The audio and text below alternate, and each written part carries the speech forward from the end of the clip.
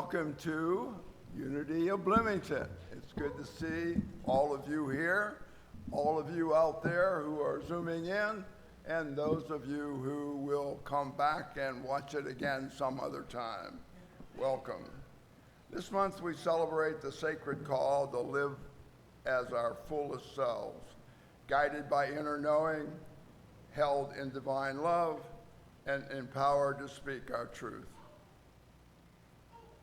As we honor both pride and the divine masculine, we affirm that every expression of the divine is holy, whole, and welcome. Some of you may think Lynn is the master of disguise, but she said this morning she was under the weather. I said, Lynn, you know we're all under the weather. The weather comes from up there. She says, oh, it's you again. Get out of here. So here I am. If you're comfortable to stand during the first song, please do and let it all out. If not, let it all out while you're seated. And the words are, everybody get up on your feet, and if you don't get to it, I'm coming out there. Uh-oh.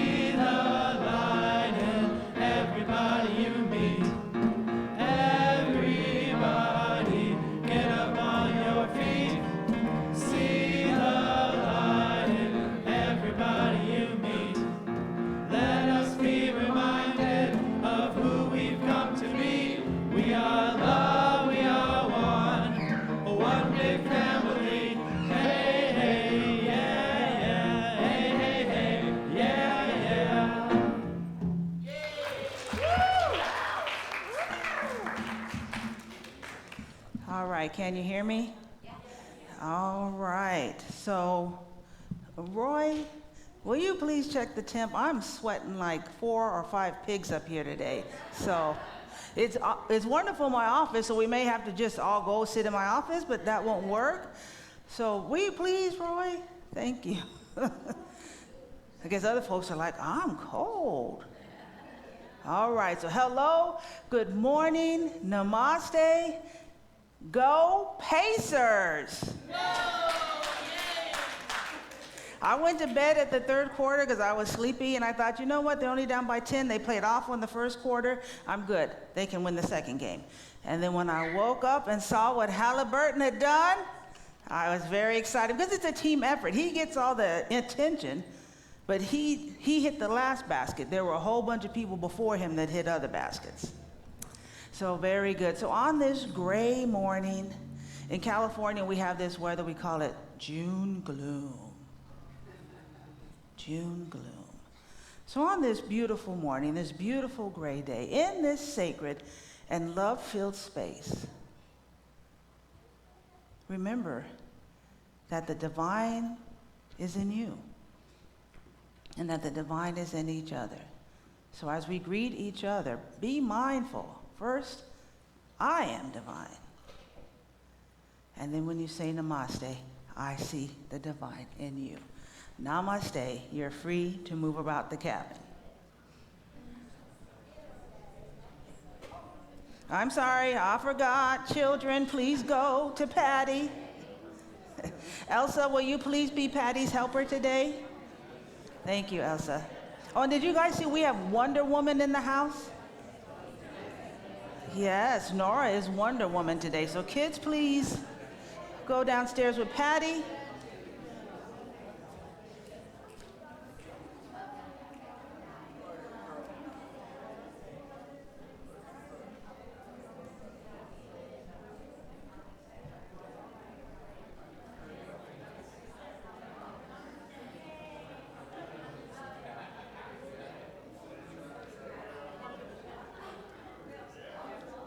Okay, so my friend Jana let me know that I'm having a menopause moment.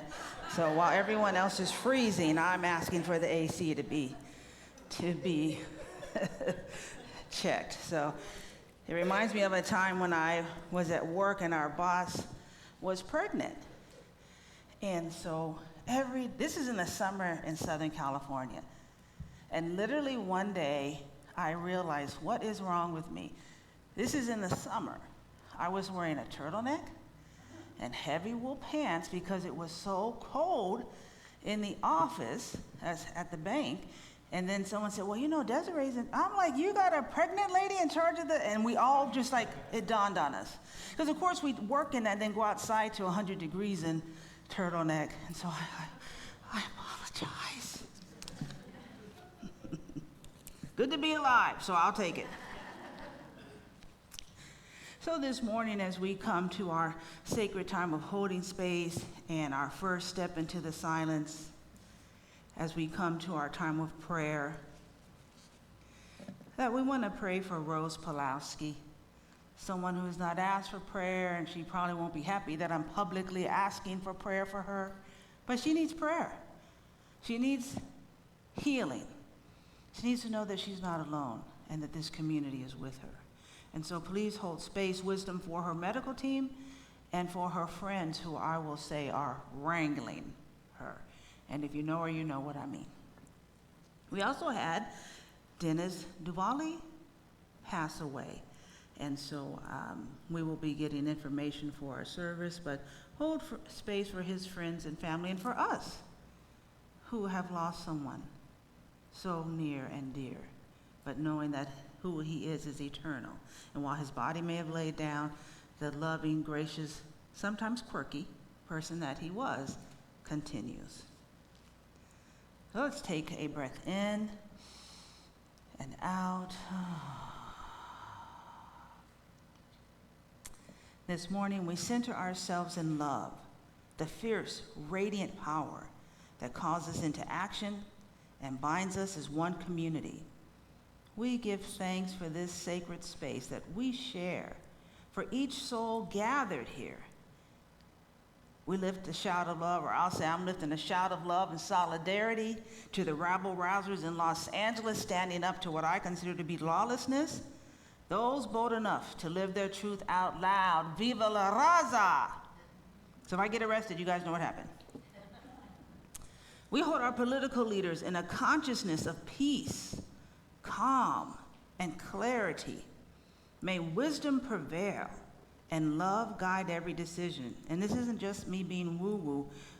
We are creators. Let's create that our leaders from the federal to the state to the local are led in a consciousness of peace, calm, and clarity, and we hold a vision that wisdom and love guides their every decision.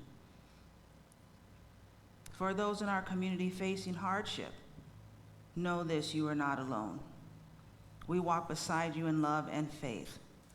Let us be people who embody compassion, vulnerability, and strength, living the power of love in word and deed. We do so with hope, for we know that all things, every single thing, works together for our highest good, and that all is truly well. And so it is.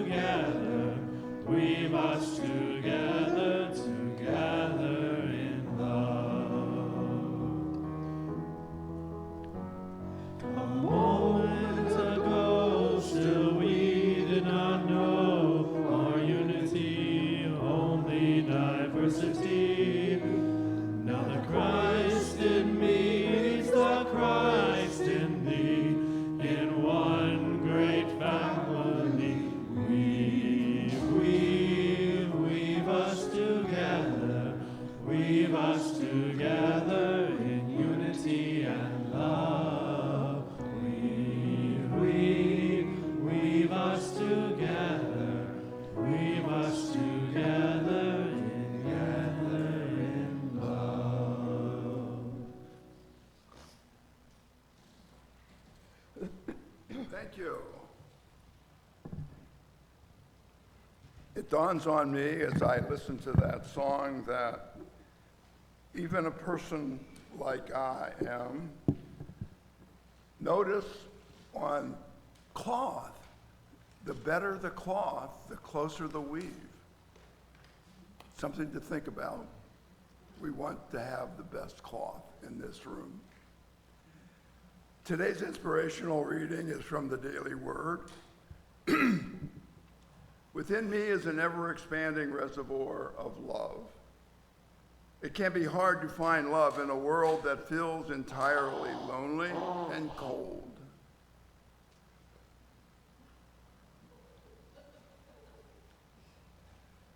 It holds no ill will or unforgiveness. It is the glue of creation and the catalyst for awakening. It asks nothing, but gives more than I could ever dream of. Divine love is unconditional and fearless. When I claim this love as my own, I need no longer seek it outside myself. Instead, I bring it with me wherever I go. My kind words and considerate acts brighten my corner of the world and inspire kindnesses and consideration that spread far beyond me, blessing all others. Thank you.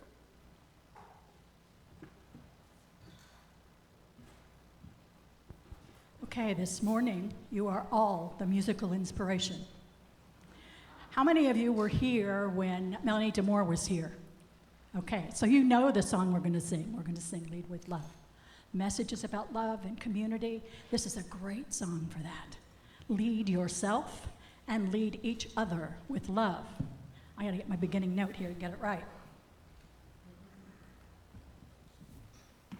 Here we go. 1, 2, 3. You gotta put one foot in front of the other and lead with love. Put one foot in front of the other and lead with love. You gotta put one foot in front of the other and lead with love. Put one foot in front of the other and lead with love. Ah! Hang on a minute.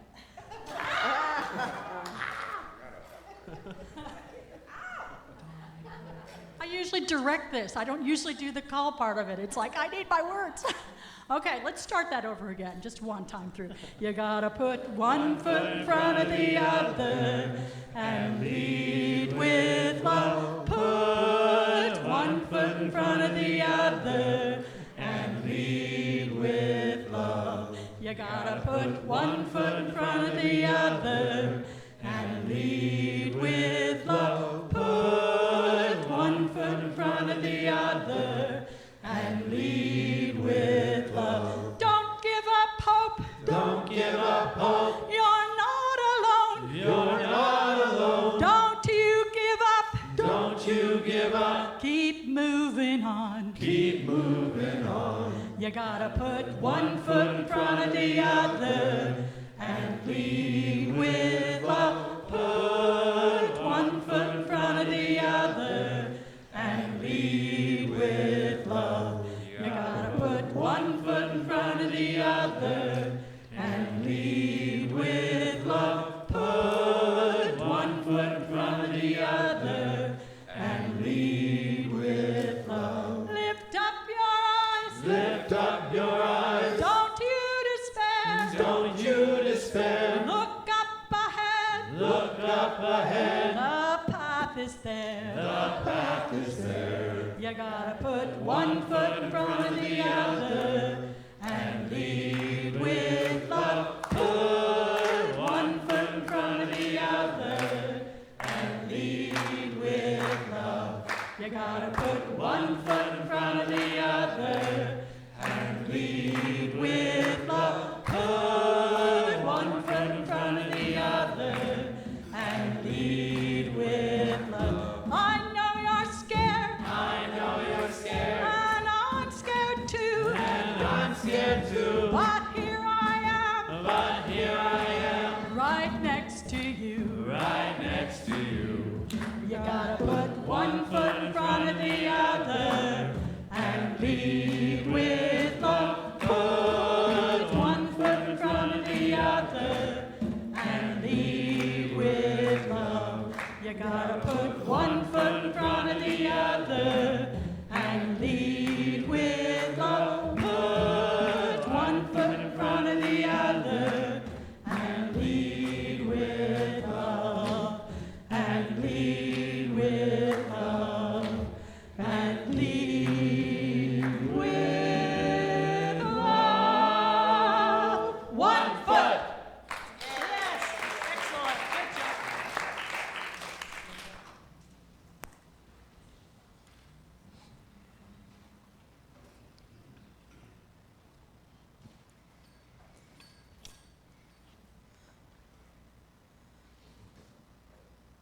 So a nice friend of mine gave me this scarf, and I wanted her to see me wearing it. Okay, so now I'm taking it off because it's very nice. All right. He was in trouble. A mom asked her little boy, "When you took that brownie from the kitchen counter, did you realize that God was right there with you?" The little boy replies, "Yes." Mom says, "Did you realize that God was watching you the whole time?" The little boy says, "Yes." Mom says, did God tell you something? Little boy said, yes.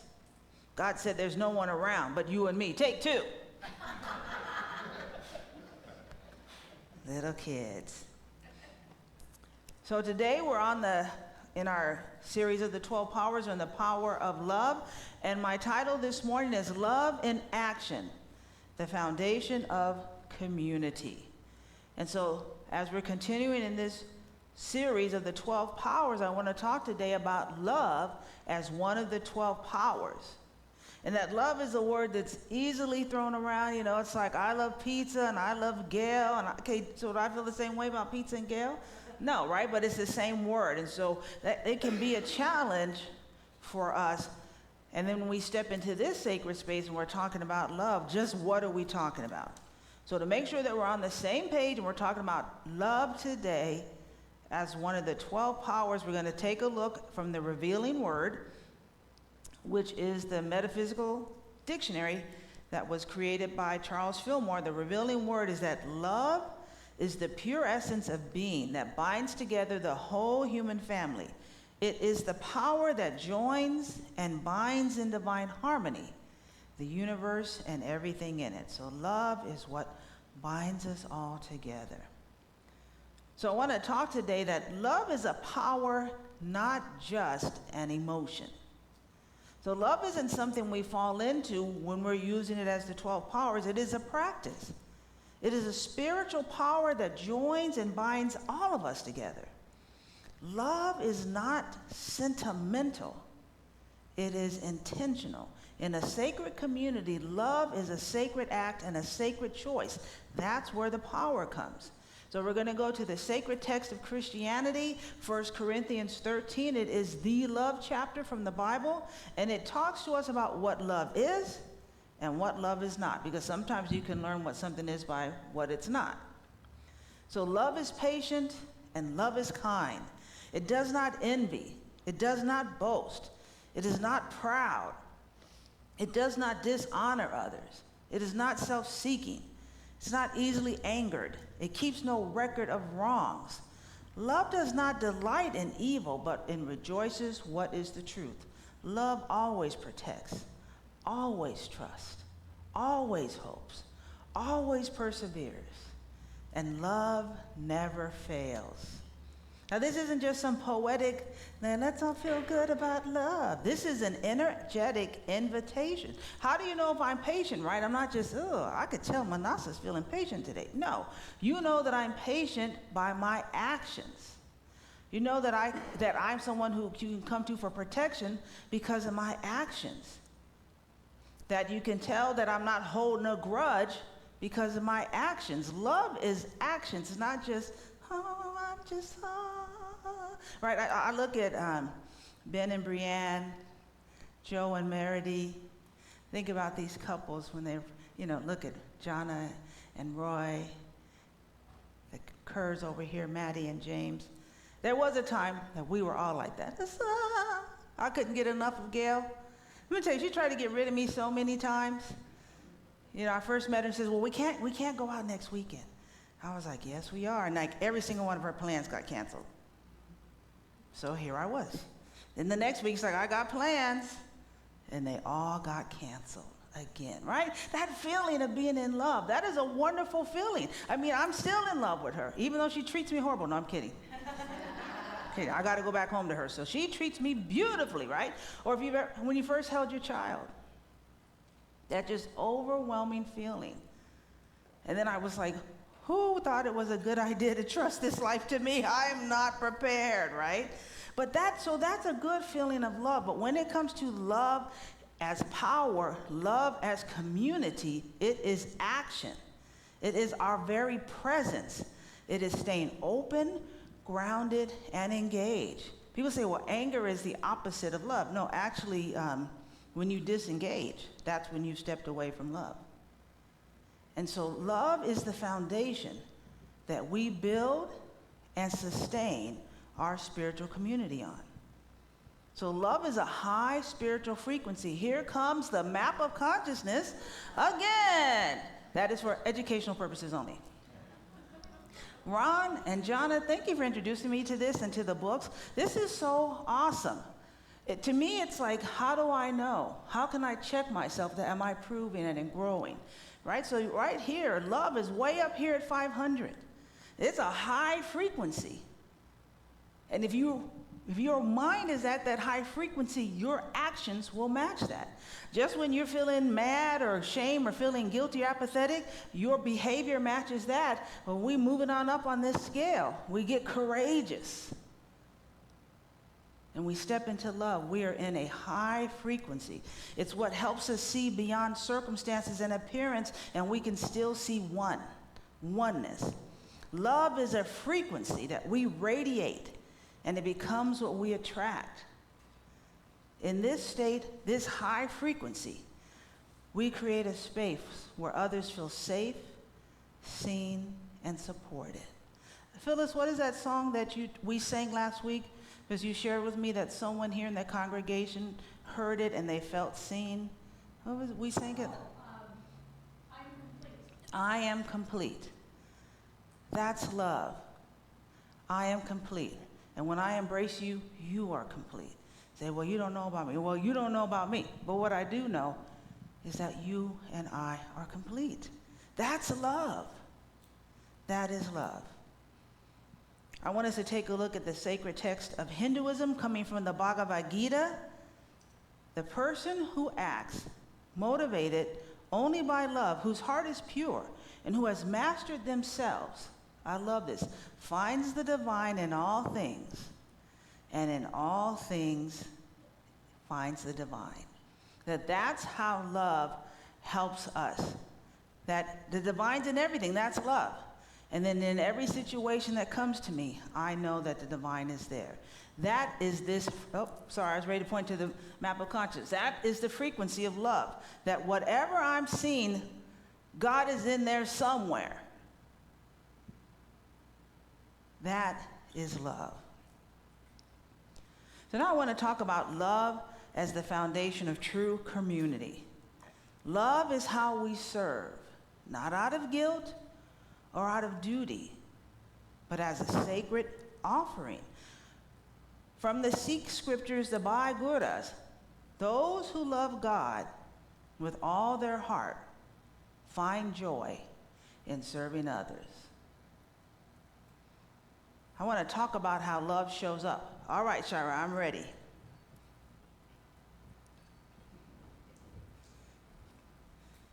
See, we had our little coordinated thing. I'm good. Yes, ma'am.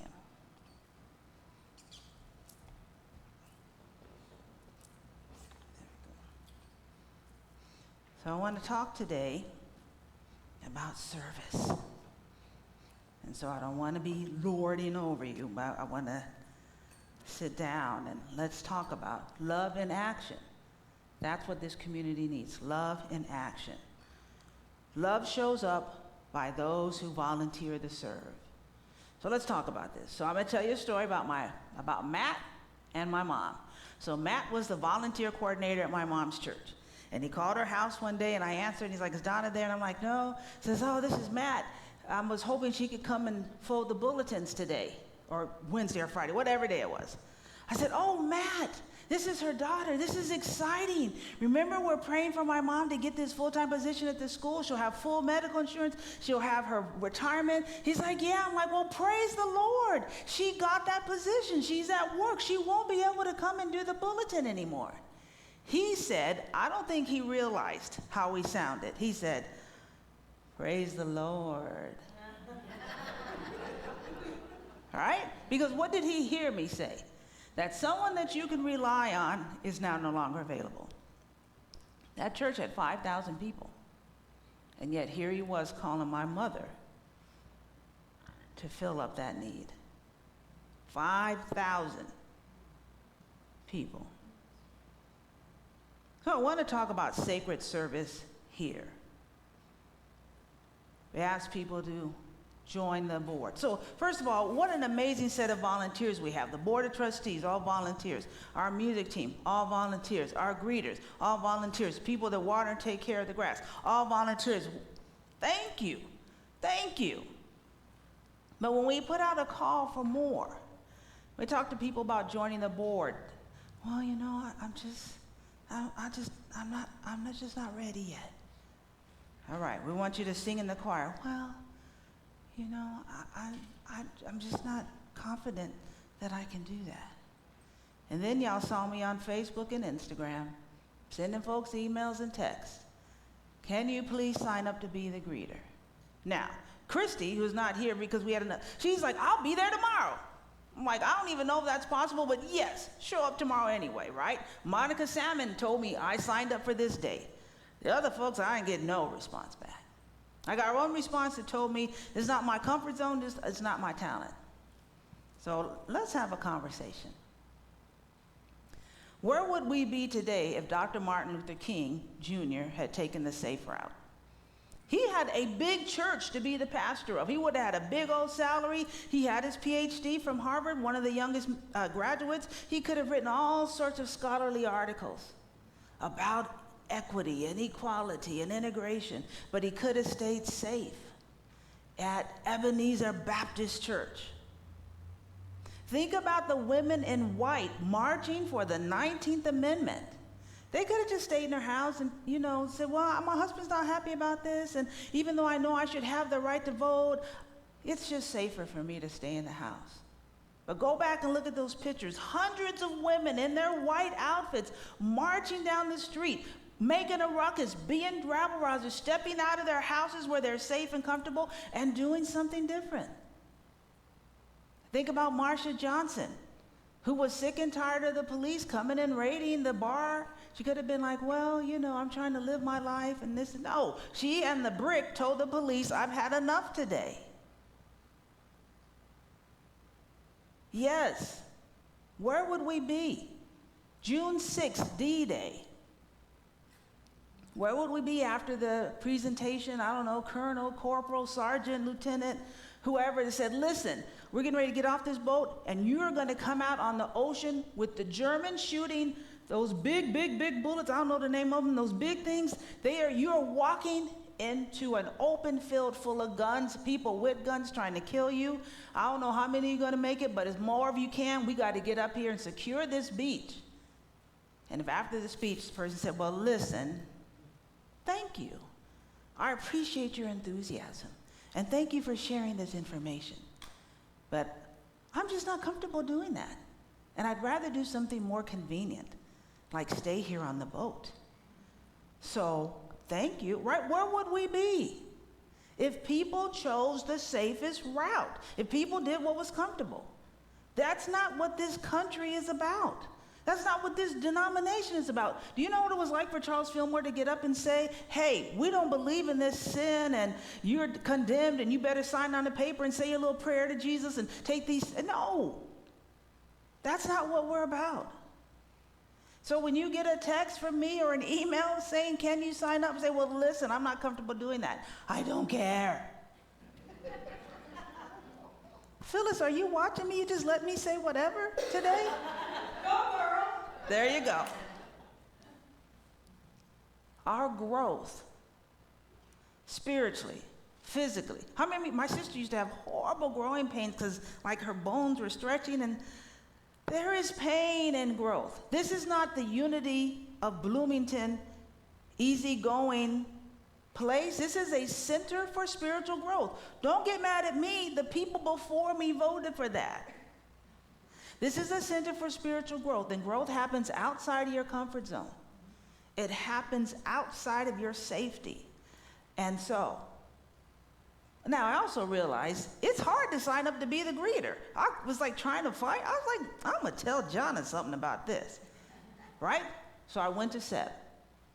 I said, Seb, can you put so people can sign up right on the homepage? Done. Phyllis, in the newsletter meeting, Jonna, Sierra, we're going to talk about putting that link in the newsletter every week.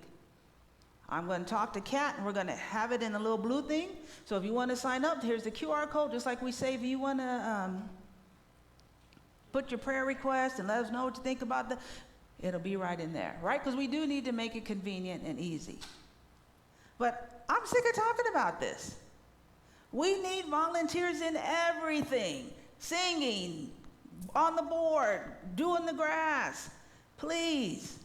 And we need you as greeters. I've been hugged by every single person in here, and that hug has transformed me. It's healed me. At times you didn't know, right? I'm in here all faking and flexing like stuff is right, but sometimes it's not. But your hug makes a difference to me. I want everyone to have that. So please, sign up to be a greeter. When the choir comes back and Phyllis puts out the invite, come on and sing. And when we start talking to people about joining the board, don't tell me, well, I'm not ready, and okay, miss me with that. Right, I'm going to listen to you, and then I'm going to say, do it anyway. Am I okay, Leanne? You are absolutely. All right. I don't want to have to run out. These shoes hurt. Hurt for running. And so listen, we have 3 positions. Now, not everybody's up to position 1. Kathy and Kathy, Shira, Palin, Jonna, Lisa, Leanne, and Michelle DeMarie. Okay, that's the A team, right? You might have to, and Marielle and May. You might have to work your way up to that team. All right, so come at 10:15 and 10:30. This is an opportunity to show your light. All right, we'll move on to the next thing. Yes, Emily. I was wondering, at school we talk about what's in your comfort zone, your risk zone, and your danger zone. And you do the most growth in your risk zone. And one question I So she's saying comfort zone, risk zone, danger zone. Yeah. Okay? And the biggest question is, what support do you need to move into that risk zone? And so I'm wondering, what support do you need to feel safer to take that risk? Do they need a video of what it looks like to be a greeter? Like, do they need a list of what you do as a greeter? On the door. So I'm just. I appreciate that. So thank you. And so that's why I said, let's make it easier to do it, right? If something's difficult to even find, I'm not even interested in doing that. So we'll make it easier. See, here we go. The community saying, help me be better. Help me do this. So Emily, we're going to do something. Yes, Shira. The senior us readers, we're happy to work with anybody. You can shadow or join. So Shira, who's on the A team, so I'm saying A team, inviting you to shadow with her. Let me tell you, that list is intimidating. Make the coffee, get the water together. I looked at it, I was like, good Lord, I thank God I'm the minister here, right? It can be challenging, but it's all good, right? So let's everybody. You say, well, I have another class, right? Well, I already sent an email to the people at Wild at Heart, right? Come on, y'all. Come on now. Just saying. Jonna. And it's also how we interact and build community with one another. Correct. That is how we build community. All right, so here's another thing I want to talk about. You're like, oh my Lord, who agreed to hire this lady? So in a community, when you need help, you need to ask.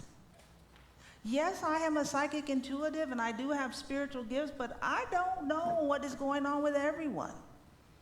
I was at the hospital this week with a congregant, and her son was in the hospital, but she didn't tell me till a week later. Right? And sometimes in the hospital, you don't have a week. Right? I have a beautiful lady in here that people kept saying, have you seen her? And I would text her, people texting, and she would say, oh, I'm just not feeling good. I'm just, okay, no, she was at death's door. That's what I hear after the fact. So John, as a therapist, I'm asking you this question. Is hyper-independence or extreme independence the reflection of trauma? So what your flex is, I am so independent, I don't need nobody. Honey, that's a trauma response. From your family, my mother told me the only person you can trust is yourself. Yeah, I had to unlearn that. Right? Her trauma speaking to me. So if I tell you that I'm sick or something, that makes you think that I have a low consciousness. No.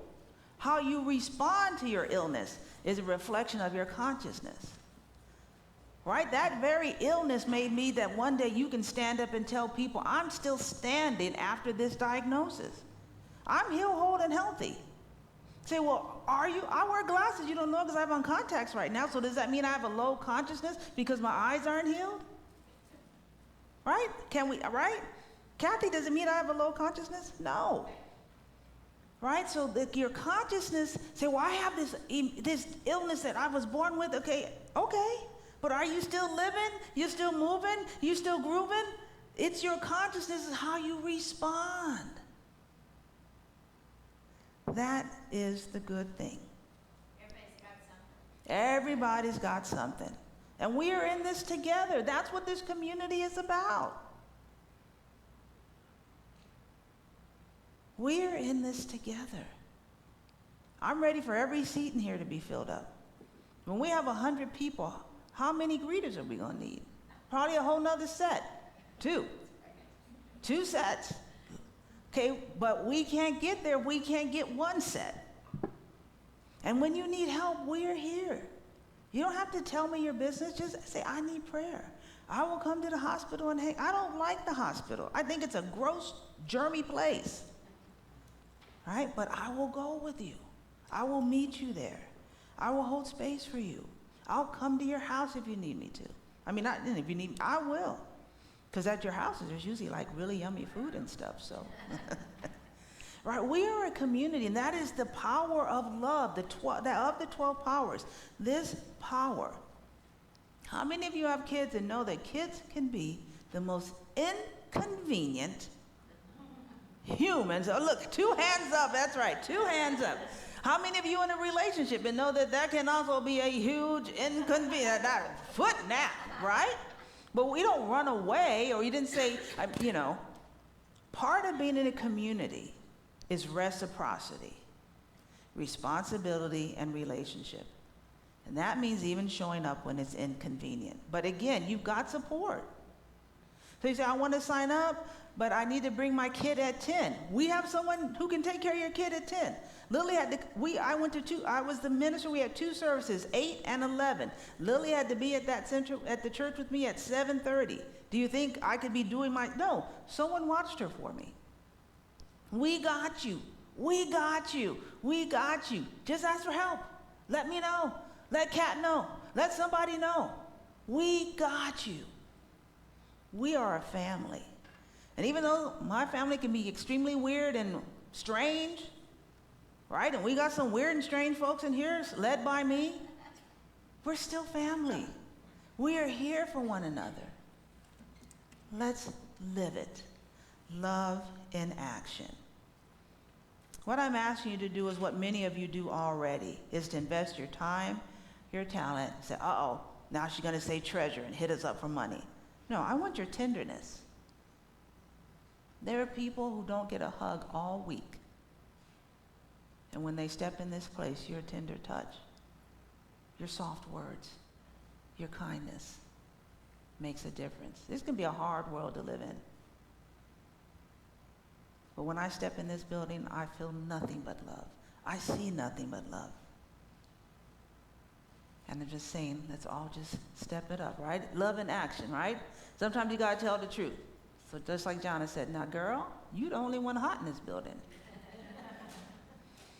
All right, that's right. These young ladies have hot, but for different reasons. I'm postmenopausal, right?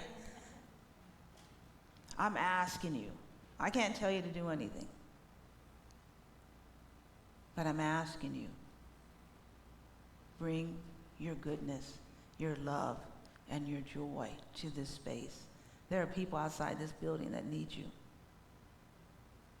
And there are people inside this building that need you. All right, Seb, let's put up the last slide. What we're doing here is helping to build a sacred space where love lives, where love grows, and where love thrives. So hopefully behind me is a pinkish thing with hearts on it, okay? This is our affirmation. I'm gonna ask you to join me in saying, and before we say that, thank you for letting me be your spiritual leader. These are the hard conversations that leaders have to have. Let me tell you, I could preach a whole bunch of sermons and messages that make everybody feel good, and you walk out of here like, yeah. And I wish that was my calling, but it has never been. I told my mom, I think I got a bone-scraping message this week. She's like, yeah, that's what you always have. Okay, right? We've got to be different. All right, let's say this together. Love is not something I wait for. Love is what I am. Love is how I show up. And love is how we grow together. May that be our prayer. May that be how we live. And so it is. Yeah. All right, Shira, come and get this. Thank you. Chuck, I think it's me for the meditation.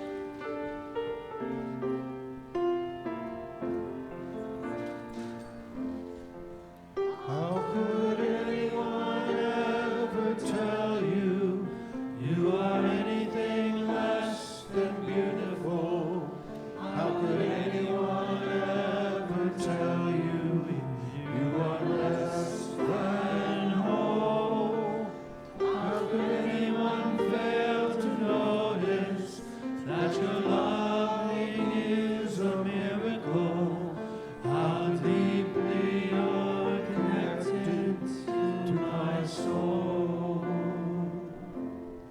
How could anyone ever tell you you are anything less than beautiful? How could anyone ever tell you you are less than whole? How could anyone fail to notice that your loving is a miracle?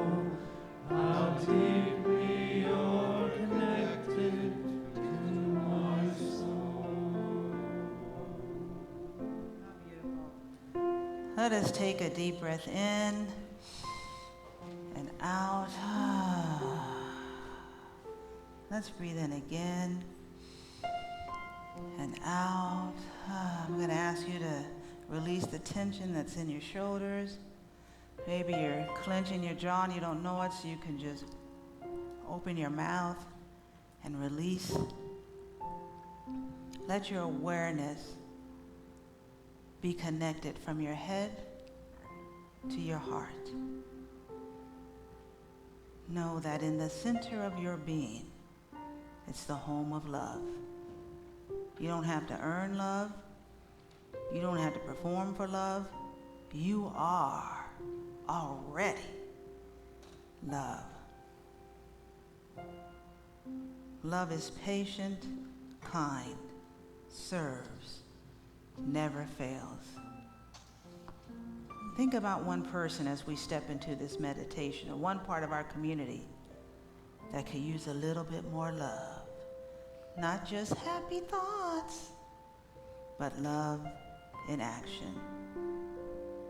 How are you and I called to show up as love this week in your meditation time as we get ready to step into the silence? How can we show up as love this week? A phone call, service, asking for help, saying yes. How can you be of service? Who needs your love today? Let's breathe in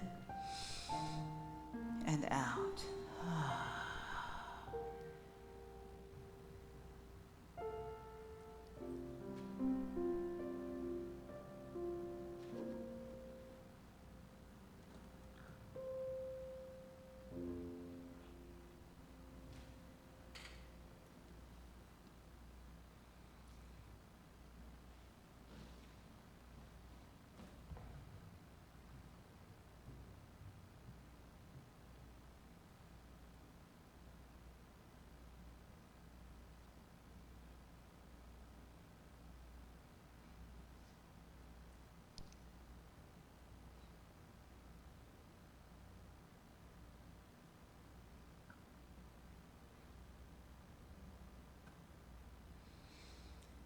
Let us breathe in and out. Affirm this within your spirit. I am love in action. I show up for myself and others. Love is my power in my presence. Let's breathe in and out. And so it is.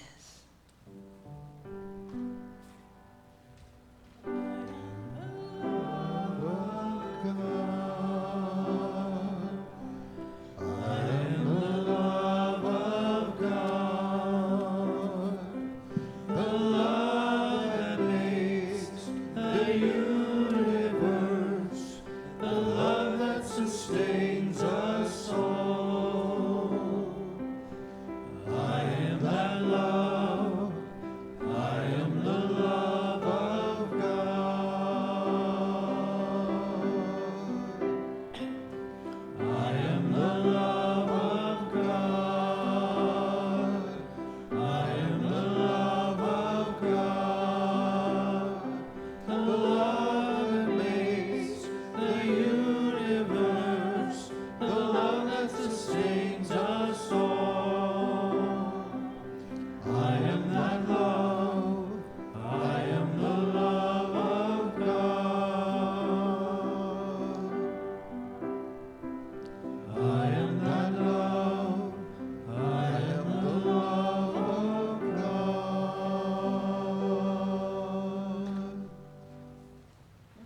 Oh, you know what? I think we have the pride moment. Oh, Chuck, it's time for Leanne. Leanne?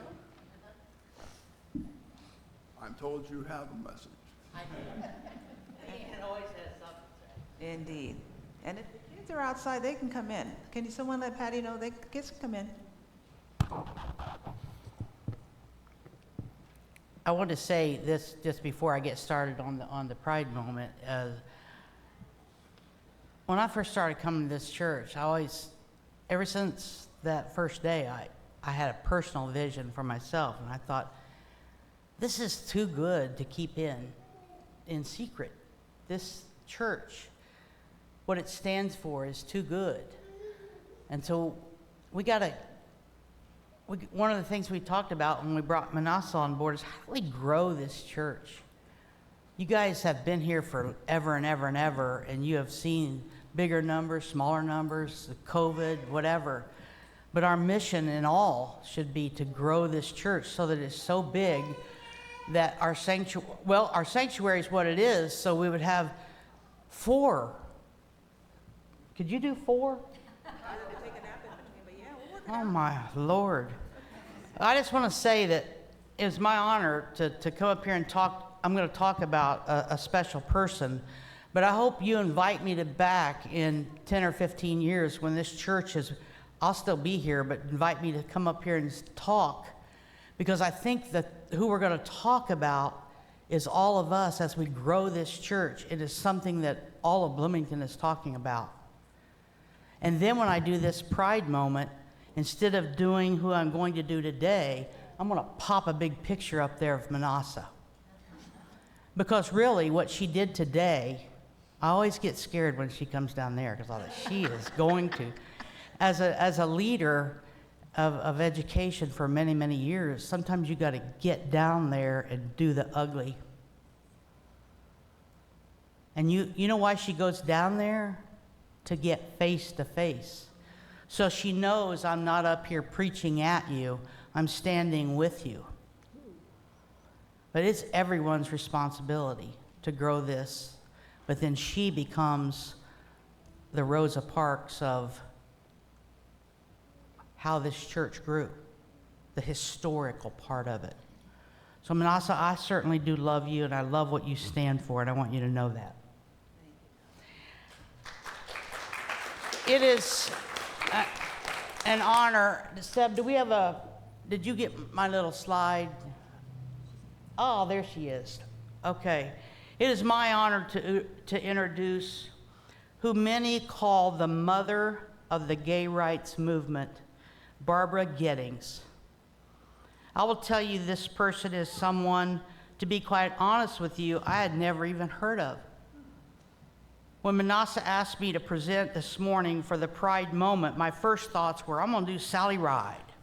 I'm going to do Billie Jean King. I'm going to do Ellen DeGeneres. The list went on. Those ladies would have been an impactful choice for this morning, but for many, many reasons. But also, they're household names. And I wanted to bring somebody up this morning, and I wanted to choose this person who I had never heard of, because somehow she earned the title of the mother of the gay rights movement. And she was one of the most impactful and iconic lesbians of the day. Barbara Gettings was born in 1932 and died in 2007. She was born in Vienna, Austria, where her father was serving as a United States diplomat. At the outbreak of World War II, her family moved back to the States and settled in Wilmington, Delaware. Barbara was aware at a young age of her attraction to girls, but she never, ever even heard the word homosexual until she was rejected for membership into the National Honor Society in high school because one teacher claimed that she had homosexual inclinations. She still didn't even know what it meant. After high school, she enrolled in Northwestern University and developed a close relationship with another female student. Rumors began that the two were lesbians. At that point, she began to examine her own sexuality. This prompted her to meet with a psychiatrist who offered to cure her. Confused, she began to do her own research and surprisingly found very little about it. But what she did find in the libraries or wherever she could find described homosexuals as deviants. To assist her education at this point in time, all she could really find were novels that she could read to give herself some information on homosexuality. As her father found one of her novels in her bedroom, he instructed her to burn it. So Barbara decided that she was going to take a night course in abnormal psychology to see if there was any truth to what people were saying. She was on her quest to discover more about the disease, or the so-called deviance, or whatever she needed to see if she really truly needed to be cured, as the psychiatrist told her. Her quest for research took her all over the United States, where many times her mode of transportation was hitchhiking. She traveled to New York City, she visited gay bars, she went to California. Finally, she was introduced to an organization called the Daughters of Bilitis, or called DOB.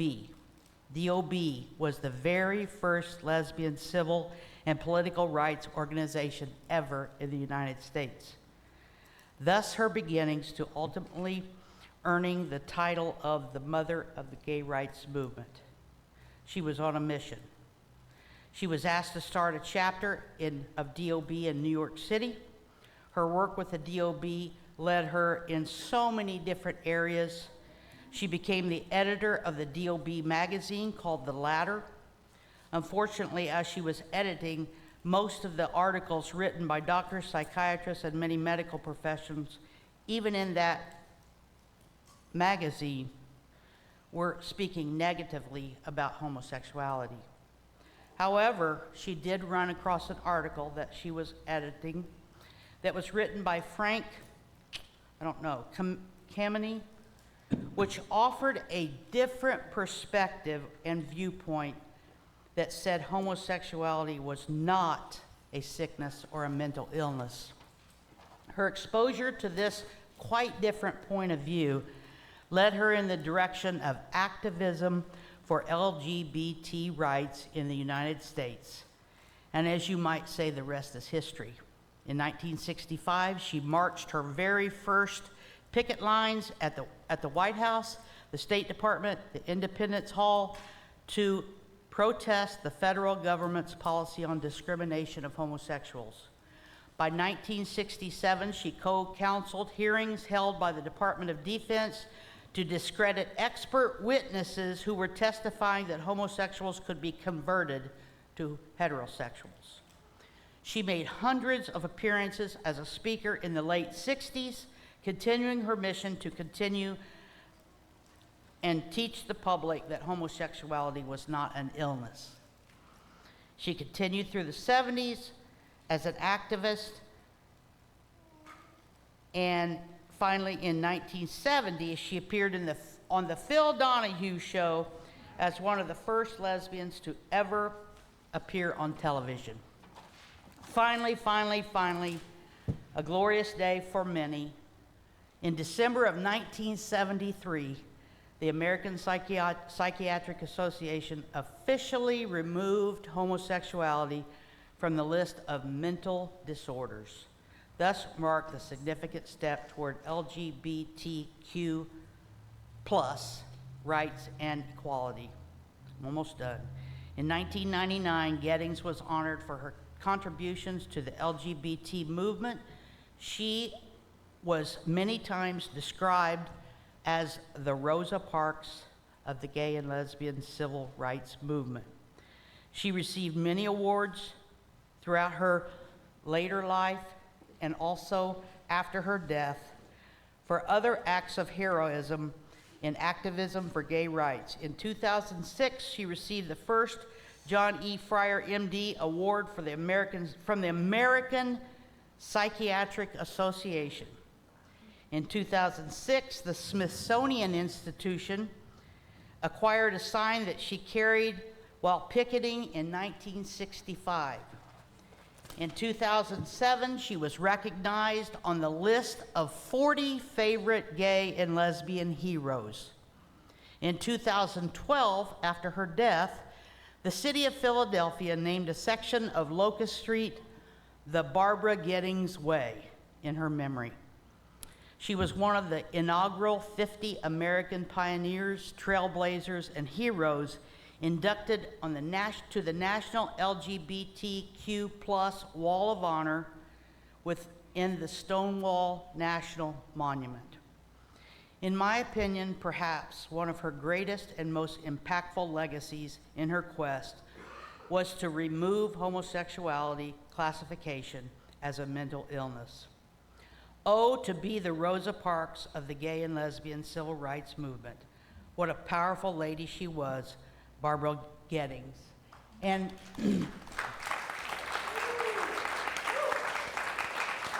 I don't know if Ellen DeGeneres, I don't know if Billie Jean King, I don't know, if Sally Ride ever made the cover of Time, but Barbara Gettings did.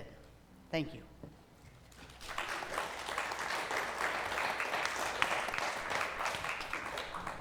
Thank you. As we prepare to show our gratitude for what we continue to receive, there are several ways to contribute. Checks or cash are always welcome. You can use the text to give button on the screen or the donate button on the website. As the offering bags are passed, you may want to bless the bags and their contents. There are blue visitor forms in the pockets and the chairs in front of you. If you are new and would like to continue to get information, please fill it out and put it in the same bag. Prayer request forms are there as well, and put those in the offering bag as well. I invite you to join me in speaking, and the greeters will come forward together now. I am an abundant being in an abundant universe. I am not dependent on people or situations for my good. God within is the source of my supply. I always have something to give, and I consistently give it. I expect the best, I give my best, I now attract the best in every experience.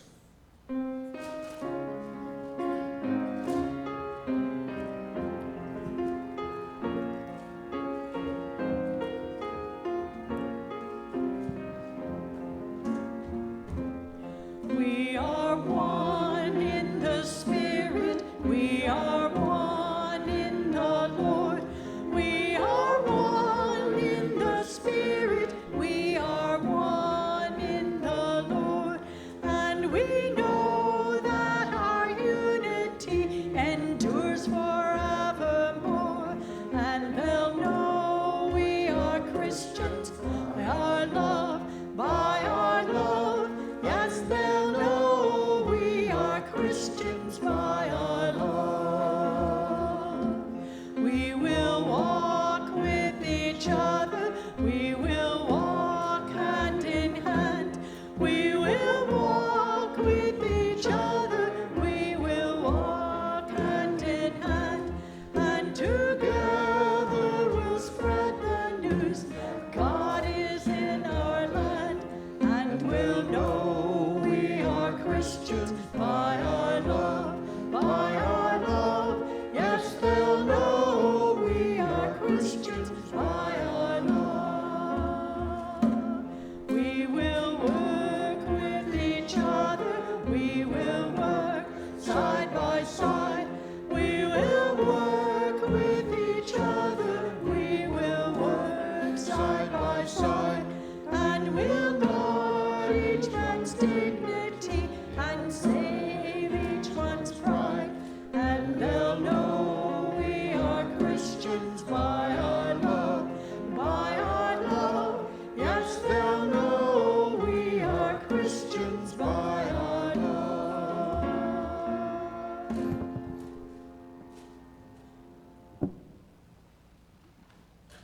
greeters will come forward.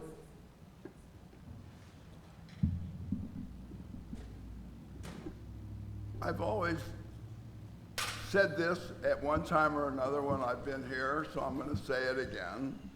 This prayer we're about to say is not about money. It's about life. It's about us. It's about our everyday. You know, we have a song. Our prayers are thoughts, and we are always praying. And not to put too fine a point on the points that have just been made, but I'm old. I was born in the 1930s and grew up with so many prejudices you can't believe it. But as I tell people, when this odd thing of sexual deviation, as it's called many times, occurs in your own grandchildren, you'll wake up. God is everywhere, present. If we could now, the prayer together, divine love flowing through me, blesses and multiplies all that I have, all that I give, and all that I receive, and I am grateful. We are saddened to announce that Dennis Duvalier made his transition on Wednesday of this past week. Dennis was a member of this congregation for many years. We'll share information about any services when they become available. Melanie Roby has a full-size electronic piano and would like to find a no home.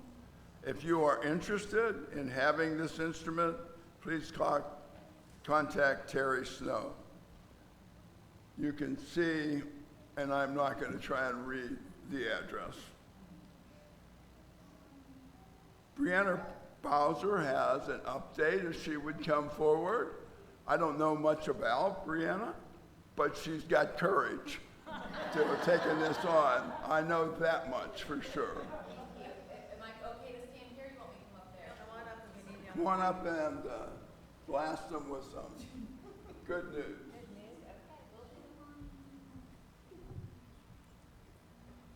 Hello, thank you. We had a lot of people respond to the rummage set, which I'm really excited about. The number one thing would just be to please clean out your closets and ask your neighbors or your family if they have some things to donate. I didn't bring my book up here, actually. I brought the wrong thing, but we do have a couple people volunteer for the sign making and volunteered to do the money handling, and I think Phyllis also volunteered. We will be having a hot dog like barbecue.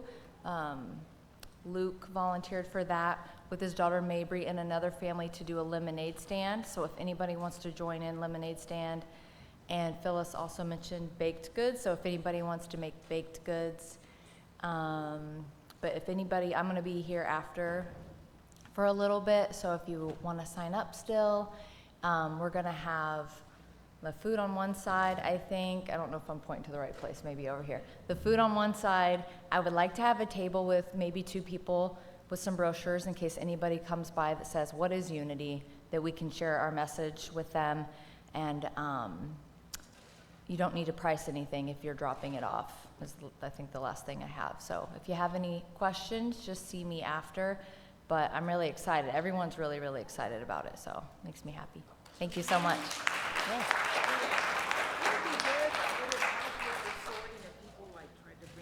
Already sorted, like pants separated, shirts separated. I'm asking that when you put your stuff together, it would help with the sorting if you put all your shirts together, all your pants together, versus mixing it all up. And then we have to sort it again. Yeah, that's fine if you want to do that. If you don't have time, that's also fine. Because I plan to be here Friday that evening. But yes, if you want to sort it, but you don't have to price it. Unless there's something big that you say, I'd really like to sell this for this amount, that would be fine. But I'm going to keep things very basic. But yes, if you want to just have a bag of clothes, that's fine. But the folding and organizing will be done by me and a couple volunteers. But yes, that would be wonderful. Okay. Perfect. Thank you so much.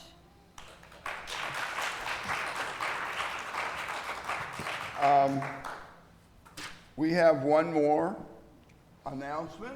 We will finish today. Have no fear. And this announcement is important, I believe, for many reasons. And it's being delivered by Joni Spain, who you may not know is a career coach and a certified spiritual director. And she's very good at leading us through a bad time to a very good time. In addition, she's completed advanced training in grief companionship, and I believe this message is about grief. Please come up.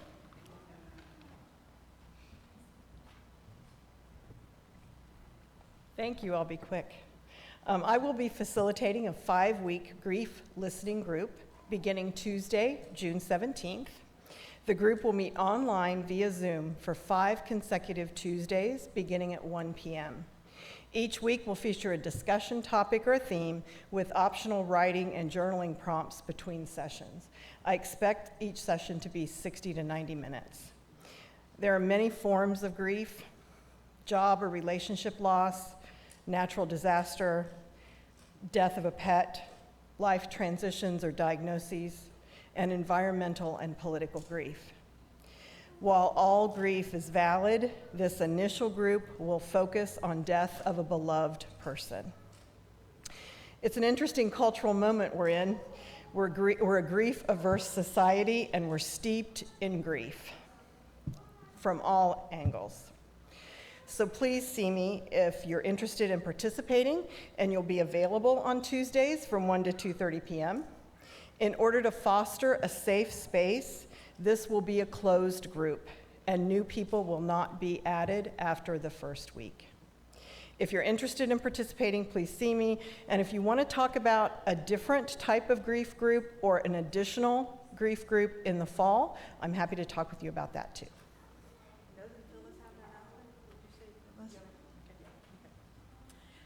Joni and I both will be also facilitating a 12 Powers discussion group. We've had several people mention they'd like to have a little bit deeper dive into what Minnassa is bringing with it to us on Sunday morning. So that will be starting the end of June. If you're interested in participating in that, we need to figure out when to have it. So you can either email me, I don't know, it's pwickliffe@gmail.com, or come see me after service today. So that we can set up, when would be the best time, Sunday afternoon, Sunday evening, an evening during the week or whatever. But if you're interested in being in a discussion group to just a little bit more into the 12 Powers, please let us know. Thanks. Thank you. If we could get the prayer for protection up on front. And stand together. The light of God surrounds us. The love of God enfolds us. The power of God protects us. The presence of God watches over us. Wherever we are, God is, and all is well. Closing song in a circle, please.